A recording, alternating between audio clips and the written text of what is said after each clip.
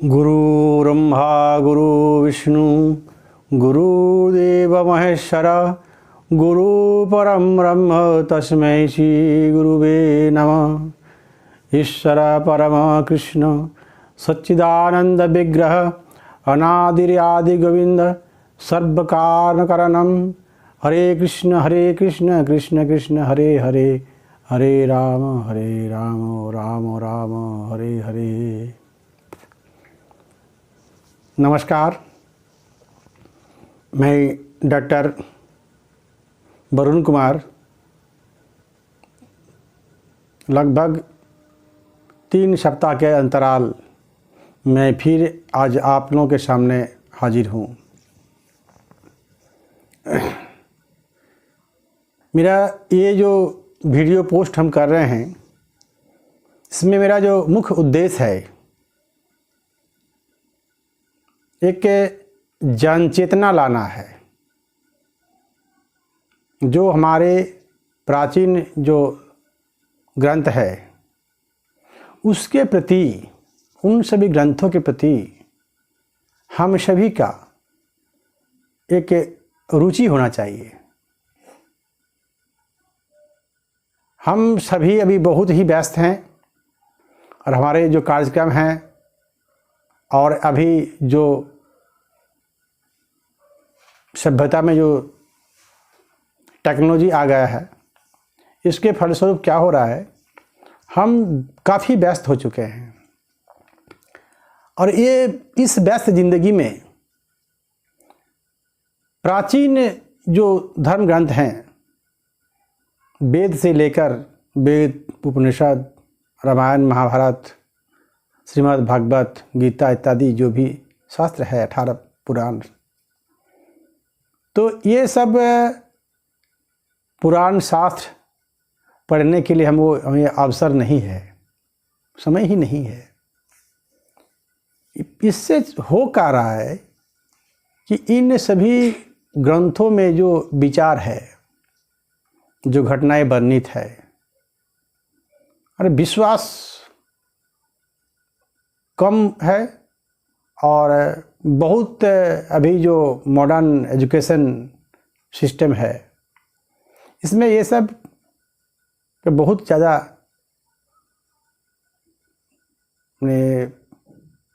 जन चेतना की कमी है। लेकिन मेरा इसमें कहना ये है कि अभी जो आधुनिक शिक्षा में हम लोग जो शिक्षा प्राप्त कर रहे हैं, बहुत सारे ऐसे चीज़ हैं कि हमें जानकारी नहीं है। आज हम 1-2 एग्जाम्पल देंगे। उस उदाहरण से हम बताना चाहेंगे कि हमारे जो प्राचीन जो धर्म ग्रंथ है, उसमें जो भी घटनाएं वर्णित हैं वो एकदम सही है, केवल हम उसको ठीक से समझ नहीं पा रहे हैं, या समझने की कोशिश नहीं कर रहे हैं, या समझने के हमारा समय नहीं है। तो ये सारे ग्रंथ में फिर से एक बार शोध होना चाहिए, और शोध के बाद जो सामने आएगा, शोध के बाद उसमें स्पष्ट ये होगा कि हमारे जितने प्राचीन ग्रंथ हैं उसमें जो भी घटना वर्णित है सब सही है। और जिन मनीषियों ने इस सब को लिखे हैं उनका आदर करना चाहिए, सम्मान होना चाहिए।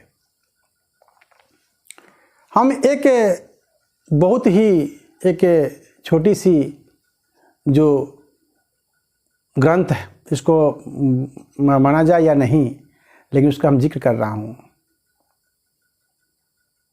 हमारा देश प्राचीन काल से ही गणित शास्त्र में निपुण रहा है।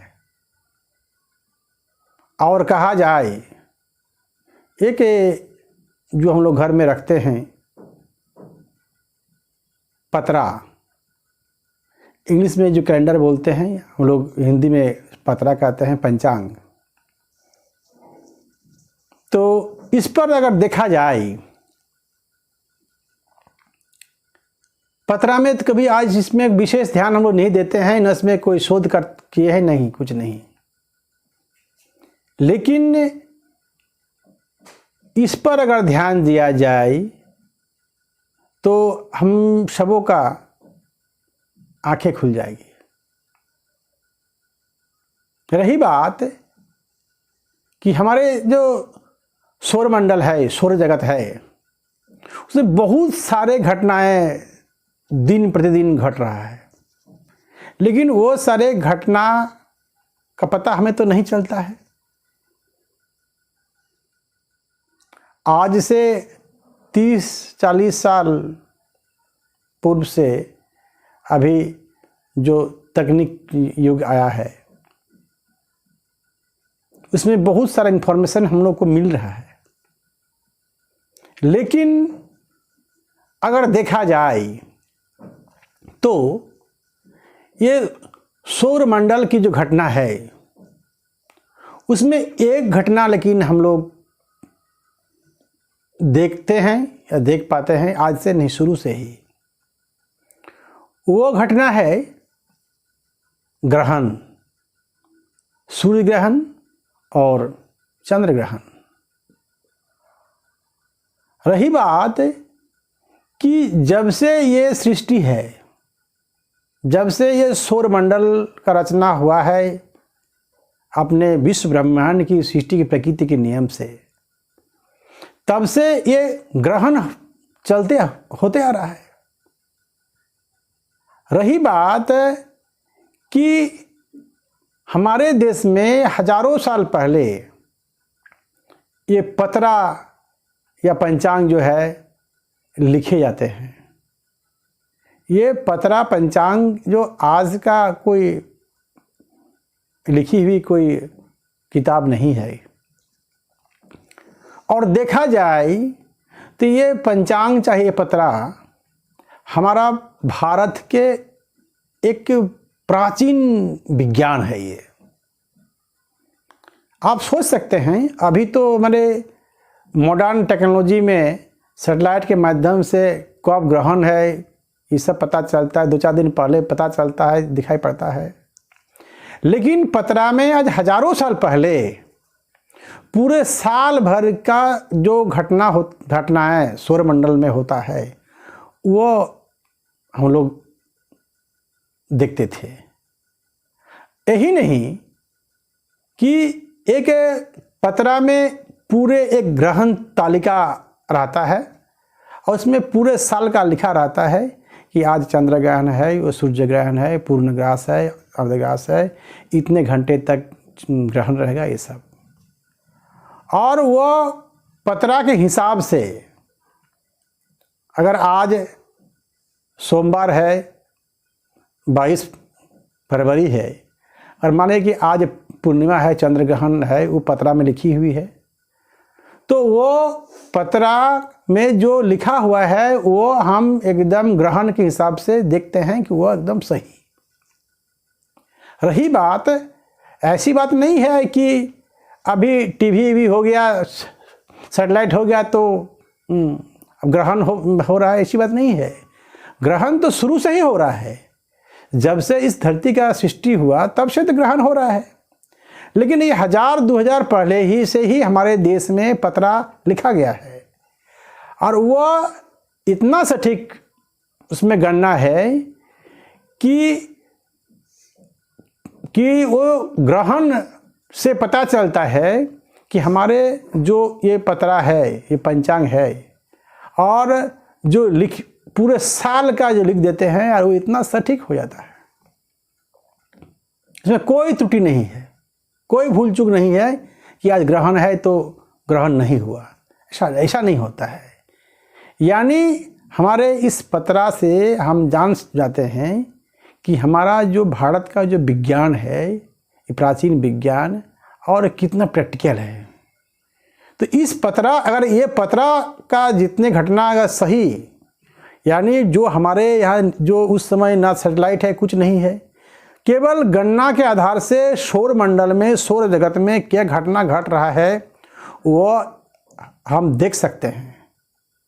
तो हमारे जो वेद उपनिषद काल में, वैदिक युग में जो मुनि ऋषियों ने हमारे जो ग्रंथ लिखे हैं, वो कैसे गलत हो सकता है?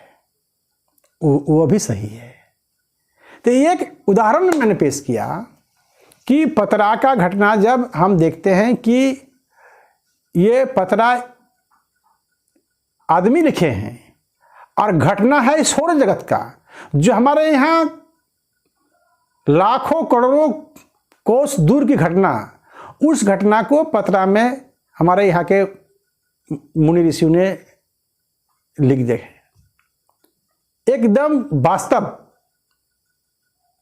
तो हमारा कहना है वैदिक युग में भी जो मुनि ऋषियों ने हमारे यहाँ जो रामायण, महाभारत, श्रीमद् भागवत, वेद उपनिषद लिखे हैं, ये सारे जितने ग्रंथ है और ग्रंथ में जो वर्णित घटना है वो भी एक सही है, इसमें कोई भूल चूक नहीं है। केवल हम उसमें क्या करते नहीं हैं, तो अध्ययन करते नहीं हैं, जानकारी प्राप्त नहीं करते हैं, यही हम में कमी है। ग्रंथ में कोई कमी नहीं है। इसीलिए हम सब फिर से एक बार सोचना होगा कि हमारे हिंदू सनातन धर्म में जितने भी ग्रंथ लिखी हुई है, सबको फिर से अध्ययन करना है, पाठ करना है, और जो ज्ञान है उसमें है, हमारे ज्ञान का भंडार को और समृद्ध करना है। नमस्कार, धन्यवाद। अगर ये हमारा कथन, हमारे प्रवचन, हमारा ये अच्छा लगा तो उसको लाइक करिएगा, सब्सक्राइब करिएगा और अच्छा समझिएगा। नमस्कार, धन्यवाद।